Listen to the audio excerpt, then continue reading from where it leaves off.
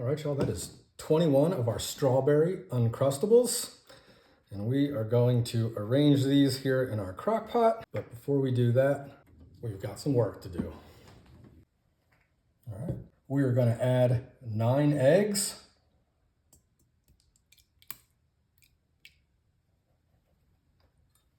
Now we are gonna add about 2 cups of our milk. I'm using 1% today. Obviously you can use whatever you've got in the fridge. I don't think it matters too much, but we are gonna add about 2 cups. I think that looks like 2 cups to me. Now we're gonna add 1 teaspoon of our ground cinnamon. I just happen to have about a teaspoon left. Might have been a little bit more. 1 teaspoon of our vanilla bean paste.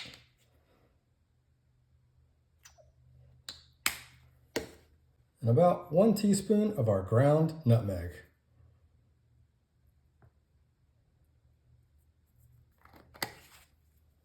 And then before we mix this up, we are going to add 1 tablespoon of just a white sugar. All right, now let's go ahead and get this mixed up. All right, y'all, so I am super excited to try this recipe out. It looked so interesting. I saw it online. The recipe was for our crockpot French toast, but I have seen other, people make it with Uncrustables, and I've always wanted to try that because I am a big proponent and fan of Uncrustables.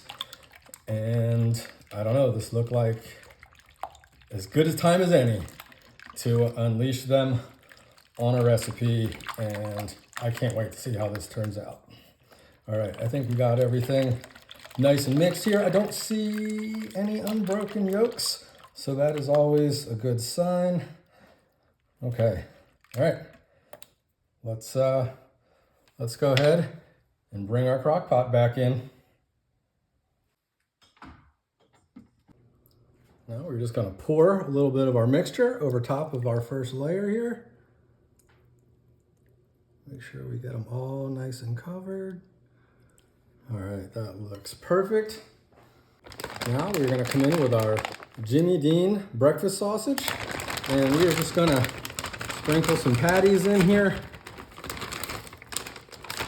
Let's get a couple more, I think that looks good. We're just gonna kind of arrange them on top of our Uncrustables. That looks great. We got a nice layer of our breakfast sausage. Now we're going to do another layer of our Uncrustables. Boom, right across the top. And it looks like it's, for my pot, this is a 7-quart crock pot, and it seems to, 7 seems to be the magic number for our layer. Perfect. Now we're just going to pour a little bit more of our mixture in. Make sure we get all of our, all right, that looks great. Now we're gonna come back and we're gonna get some more sausage in here. All right, so we're basically just using a whole 24-ounce bag of our Jimmy Dean breakfast sausages. Again, let's go ahead, get these layered. As we get our final top layer on here, we are just going to pour the rest of our mixture right over top, and then we'll once again just make sure that we get everything nice and coated. All right, yo, that is it. We are going to put the lid on this, and we are going to give this about 6 hours on low. See you soon. All right, y'all. Our French toast crockpot casserole is ready to go. We got it cooking for, it was a little over 6 hours. Maybe it was on warm for about 30 minutes. And I'm super interested to see what this, how this turns out. So let's see, let's go ahead and get a little powdered sugar on this. I don't know, maybe it's probably better to put it on your individual pieces, but you know what? We're gonna give it the treatment here, see how this goes. All right, now let's put some fresh strawberries on this. And I guess you just serve it in the crock pot liner here, because I don't know how you're gonna scoop it out otherwise. All right, now I think that looks good for this interesting recipe. All right, let's go ahead and cut us a piece without further ado. Here goes nothing. All right.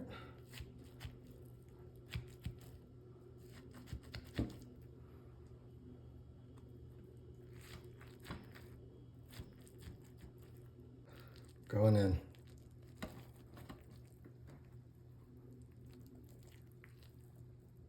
Okay. All right. Oh, there's a couple.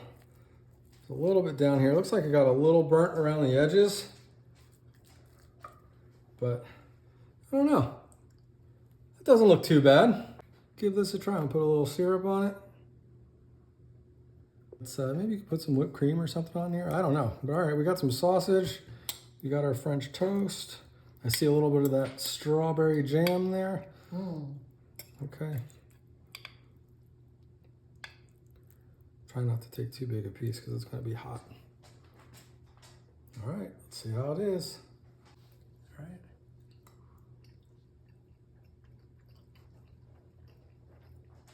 How is it?